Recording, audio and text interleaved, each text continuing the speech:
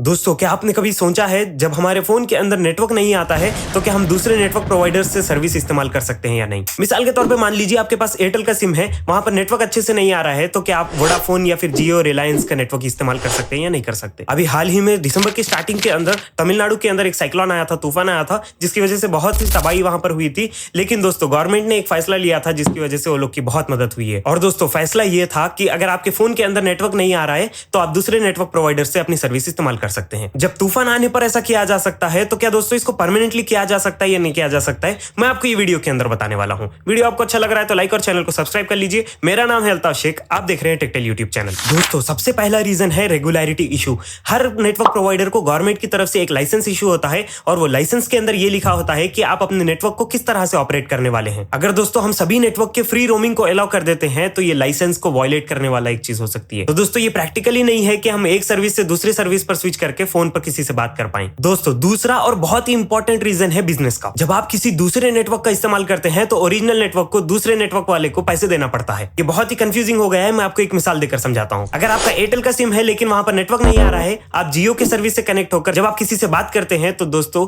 Airtel को जियो को थोड़ा सा चार्जेस पे करना पड़ता है। इसको कहते हैं रोमिंग चार्जेस। अगर ये हम सबके लिए आम कर देते हैं, यानी कि आप कौन से भी नेटवर्क से दूसरे नेटवर्क के बीच में कनेक्ट हो रहे हैं और अपने लव्ड वन से बात कर रहे हैं, तो दोस्तों एक सर्विस प्रोवाइडर दूसरे सर्विस प्रोवाइडर को चार्ज पे करना पड़ता है। और अगर ऐसे ही चलता रहा तो लोग का बिजनेस मॉडल कोलैप्स हो सकता है।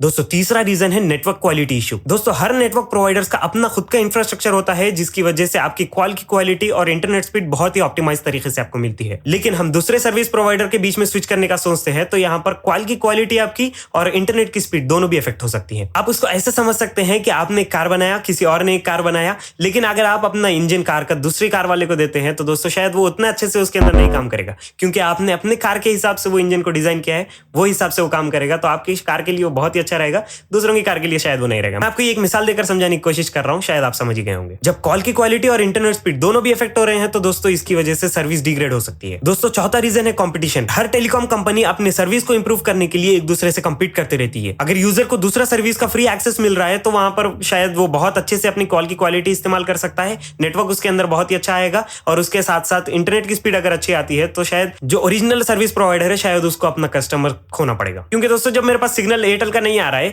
लेकिन जियो का बहुत ही अच्छे से वर्क कर रहा है तो शायद मैं जियो पर हमेशा के लिए स्विच कर देता हूं। इस तरीके से एयरटेल का कस्टमर तो गया ना। तो दोस्तों, ये भी एक बड़ा रीजन है जिसकी वजह से हम सर्विस प्रोवाइडर्स के बीच में स्विचिंग करना परमानेंटली नहीं कर सकते। दोस्तों, लास्ट रीजन है टेक्निकल चैलेंजेस। जब हम एक नेटवर्क से दूसरे नेटवर्क के बीच में स्विच कर रहे हैं तो दोस्तों इसके अंदर डेटा ट्रांसफर जो है बहुत ही स्मूथ होना पड़ता है। जो टेलीकॉम कंपनीज है वो लोग को शायद अपनी टीम को बढ़ाना पड़ेगा और भी बहुत सारा एफर्ट लगाना पड़ेगा, टाइम बहुत लग सकता है, इसके अंदर कॉस्ट बहुत लग सकता है। तो ये एक प्रैक्टिकल सोल्यूशन नहीं है कि हम परमानेंटली एक दूसरे के बीच में स्विचिंग करना आराम से पॉसिबल कर सकते हैं। तो दोस्तों, ये सारे रीजन है जिसकी वजह से परमानेंटली हम इंटर नेटवर्क रोमिंग को पॉसिबल नहीं कर सकते। इमरजेंसी सिचुएशंस तक ठीक है, क्योंकि जब बाढ़ आ जाती है, तूफान आ जाता है तो नेटवर्क अनस्टेबल हो जाता है, जिसकी वजह से अगर हम एक नेटवर्क से दूसरे नेटवर्क के बीच में स्विच करते हैं तो आराम से कॉल के ऊपर बात कर सकते हैं और इंटरनेट की स्पीड भी बहुत ही अच्छी आ सकती है।